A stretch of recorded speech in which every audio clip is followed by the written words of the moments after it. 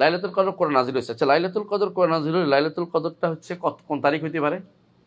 একটা হাদিস রাসূলুল্লাহ সাল্লাল্লাহু আলাইহি ওয়াসাল্লাম বলেছেন যে লাইলাতুল কদর হচ্ছে কোরআন নাজিল হয়েছে 24 তারিখ দিনগত রাত। এটা আছে হাদিসটা, জানেন তো, মুসনাদ আহমদের হাদিস। 24 তারিখ দিনগত হলে 25 রাত হয় না? 25 রাত তাহলে বোঝা গেল যেই সময় নাজিল হয়েছে, যেই বছর নাজিল হয়েছিল ওই বছর 25 রমজান ছিল লাইলাতুল কদর, তাই না? স্পষ্ট বোঝা যাচ্ছে। এখানে এদিকে আমরা কিন্তু তাহবিল করিনি, এটা স্পষ্ট হাদিস নসে বোঝা গেল। আল্লাহ এখানে বলছে কি ইন্না আনজালনাহু ফি লাইলাতুল কদর। আবার অন্য হাদিসে রাসূল বলছেন যে কোরআন নাজিল হয়েছে 24 পার হওয়ার পরে, খালাত মিন রমাদান, 24 পার হওয়ার পরে হলো 25 রাত্রি। তাহলে আমরা আলহামদুলিল্লাহ বুঝে গেলাম যে 25 রাত্রিতে লাইলাতুল কদর ছিল এক সময়, তাই না?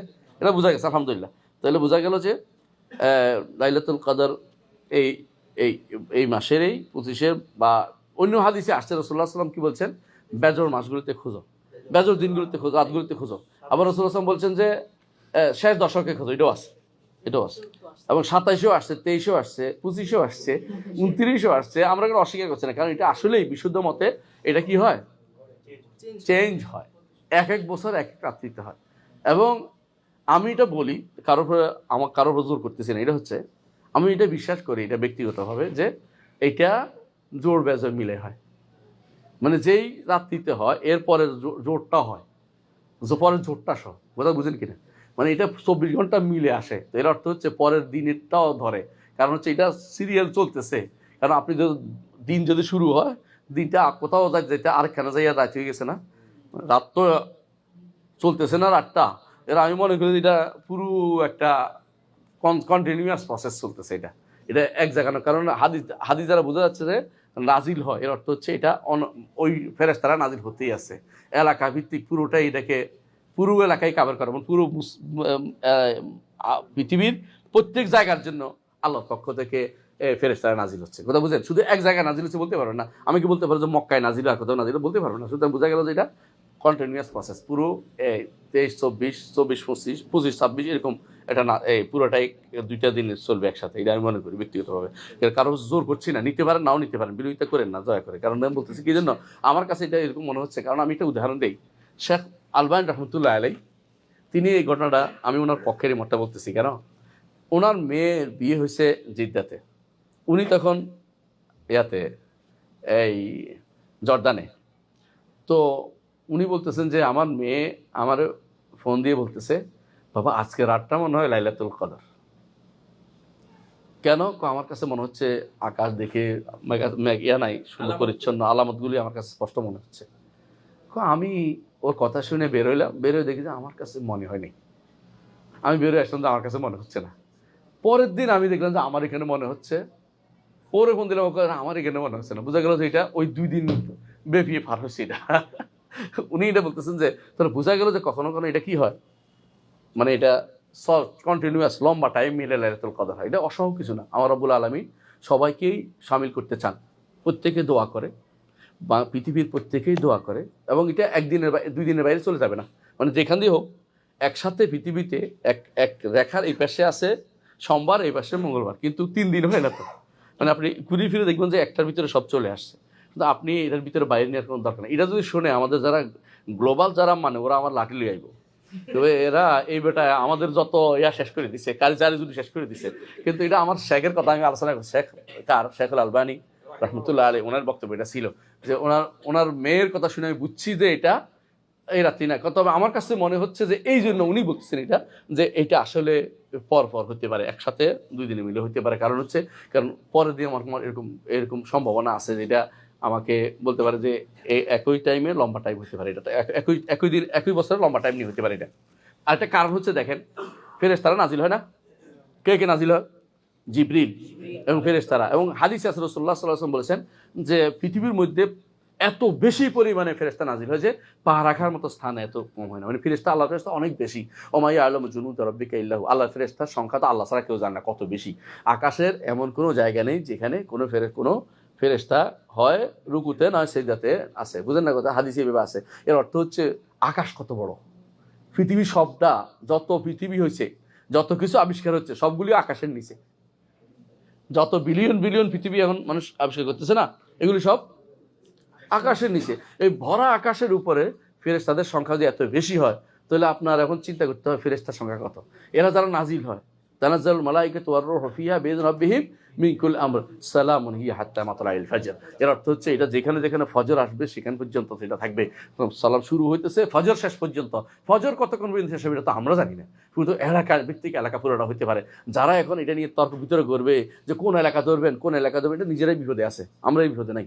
কারণ আমাদের নিকট এটা লম্বা হইতে পারে। আলহামদুলিল্লাহ আল্লাহ তাআলা প্রত্যেক এলাকার জন্যই কি করতে পারে, আমাদের জন্য ভিন্ন ভিন্নভাবে তৈরি করে দিচ্ছেন। এই এলাকার এই লোকদের জন্য এই নীতি, এটার জন্য এই নীতি তৈরি করে। সমস্যা কি? আমাদের জন্য কোনো সমস্যা নেই, আমাদের কাছে এটা সহজ যে আল্লাহ তাআলার জন্য মাযালিকা আল্লাহ আজিজ।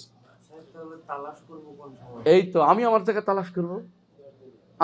আমি কি সৌদি আরবে তালাশ করতে হবে? আমি যেখানে আছি সেখানে শেষ দশকে নিঃসন্দেহে, এটাই তো বলছি। আগে তো যাওয়া যাবে না, শেষ দশক আমি এটাই তো বলছি। মানে আপনি 23-এই খুঁজবেন, কিন্তু এটা বললেন না সৌদি আরবের 23 হইতে হবে না, ওই 23-এর পর যদি চলতেছে কন্টিনিউয়াস প্রসেস।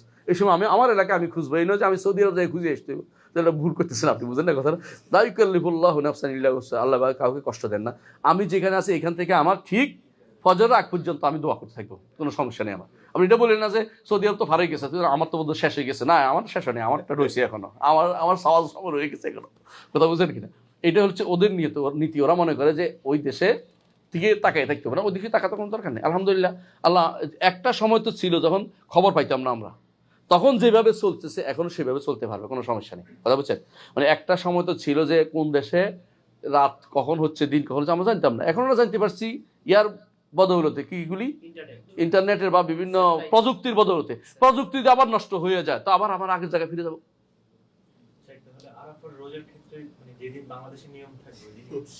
সমস্যা হচ্ছে আরাফার রোজা, এটা 9 তারিখের রোজা, এটা হয়তো আরাফাতে এক জায়গায়, পার্থক্য এখানে আর কিছু না।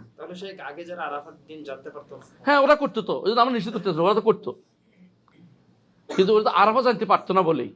এখন যারা আরাফা জানতে পারে তো করতে বদলাইতে পারবেন, আরাফা তো নির্ধারিত হয়ে গেছে। কিন্তু আমাদের তো এটা জানার কোনো সুযোগ নেই যে কোন দিন হচ্ছে।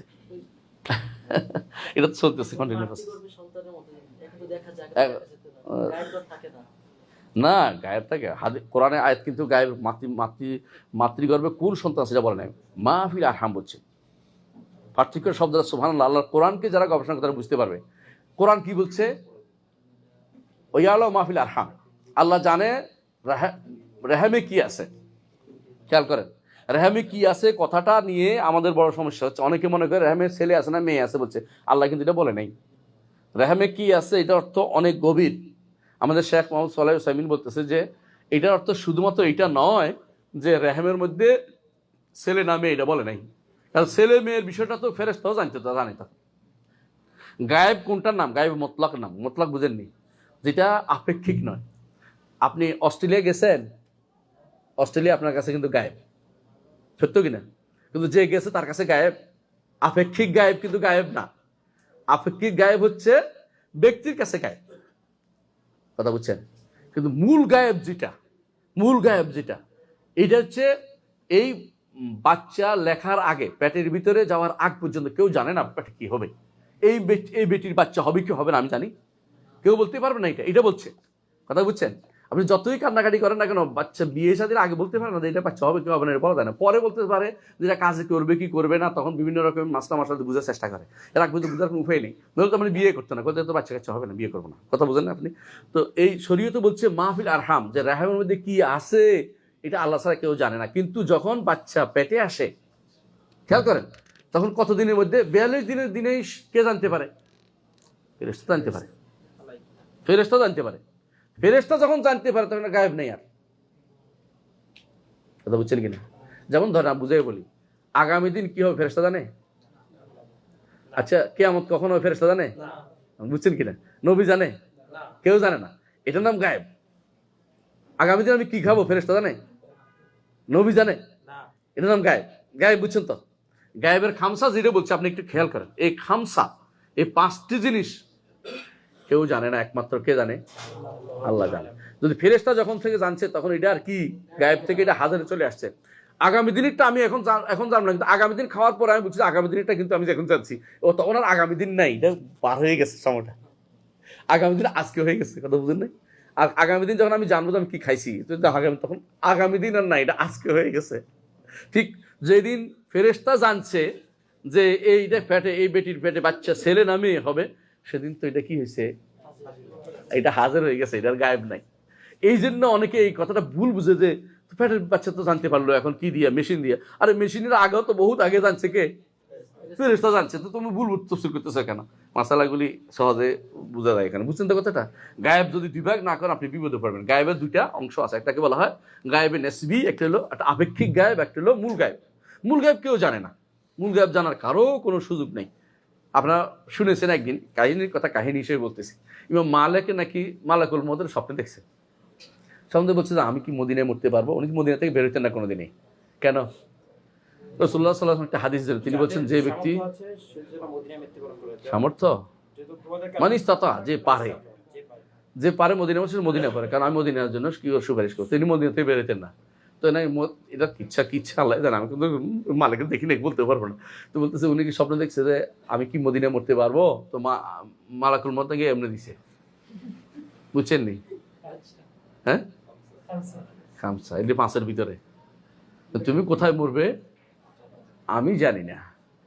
এখন যে কেউ বলে ধরে আইনে ওরা মাইরা বলবো না এখানে মরবে, তাহলে মরার পরে বুঝতে পারছে, মরা কিন্তু বলতে পারে নাই। এমন সময় আছে, এমনও আছে তো যারা অনেকের মাইরে ফেলু বলছে, কিছুক্ষণ পর দেখে যে সে কি হয়েছে, সংসদে চলে গেছে। দেখছেন না, 3 জনের মাইরে ফেলু বলছিল, ওই 3 জন তো সংসদে চলে গেছে। এখন কি আশ্চর্য, তাহলে বোঝা গেল যে সে তো আগামী দিন মরবে বলছে। আগামী দিনে কিন্তু আগামী দিন যখন আসবে সেদিন কিন্তু আগামী দিন থাকে না, এটা কি হয়ে যায়, ওই দিন হয়ে যায়। তো আল্লাহ তাআলা যেটা বলছি এটা অত্যন্ত মানে একটু সুন্দর সলিউশন, যে আগামী দিনের খবর কেউ জানে না, এগুলো আল্লাহ জানে। তিনি ব্যতীত কেউ ভবিষ্যতের খবর জানে না, সোজা কথা মনে রাখবেন এটা। অনেকে বলে যে এই তো দেখছি মনে কথা, এই তো জানার পরে পড়ছে, এটা এর আগে তুমি জানোস না, আগামী দিনে জানোস না, আজকে জানছ। সুবহানাল্লাহ। তাই আমরা আসল জায়গায় আসি, অনেক বাকি আছে এখনো কথা, ধরেন। তাই লাইলাতুল কদর, লাইলাতুল মুবারাকা, তাই না? লাইলাতুল কদরে কোরআন নাজিলের অর্থ কি কে বলতে পারবে দেখি? হ্যাঁ, লাইলাতুল কদর কোরআন নাজিল হয়েছে না, এর অর্থ কি? আহসানতা, লাউহে মাহফুজ থেকে এটা সামায়ে দুনিয়াতে আসছে। আমাদের নবীর কাছে কয় তারিখ আসছে? 17 রমাদান, এটা মুখস্থ থাকতে হবে। 17 রমাদান, ভুল করবে না, 17 রমাদান। এটা নাম হচ্ছে ইয়াউমুল ফুরকান, ইয়াউমুল তাকাল জামান। 17 রমাদান, যেদিন ইকরা বিসমি রাব্বিকাল্লাযী খালাক নাজিল হয়েছে, এটা 17 রমাদান নাজিল হয়েছে। এটা যেন আমাদের তাফসীরের মধ্যে উল্লেখ আছে। অনেকে না বুঝে ঝগড়া লাগে গেছে, কয় আপনি 17 লিখেন, 27 হবে নি কেন? ভাই কেমনে বুঝাই, এটা 27 না, এটা 17ই। কয় যে মনে করছে লাইলাতুল কদর তো 27, এটা 27 বানিয়ে বলতেছে। আরে ভাই, এটা তো আমার কথা না, এটা আলেমদের কথা। আপনি দেখেন সুয়ুতিরে উল্টে দেখেন, এটা বুঝছে ইয়ং সুয়ুতিরা বলছে। তাই আসি, তো লাইলাতুল মুবারাকা বুঝছি, তাই না? এই দিনের ইবাদত কত হাজার। আচ্ছা, আমরা সময় দেরি না হোক, তাড়াতাড়ি করে একটু। লাইলাতুল কদরে কি কি করা দরকার? কিয়াম। আর লাইলাতুল কদরে কি করা দরকার? ইতিকাফ। আর কি? দোয়া। তারপরে নেক আমল। লাইলাতুল কদর তাহলে আমরা আগেও বলেছি বিতির বেজোড় রাত্রিগুলো, তাই না? লাইলাতুল কতক্ষণ পর্যন্ত থাকে? কিয়ামত পর্যন্ত থাকবে। ততদিন প্রতি রমজানে কিয়ামত পর্যন্ত থাকবে এটা ইনশাআল্লাহ। কেমন? হ্যাঁ, এর আলামত কি? একটা আলামত বলেন তো। সূর্যের আলো কম থাকবে, ঠিক আছে, আলহামদুলিল্লাহ।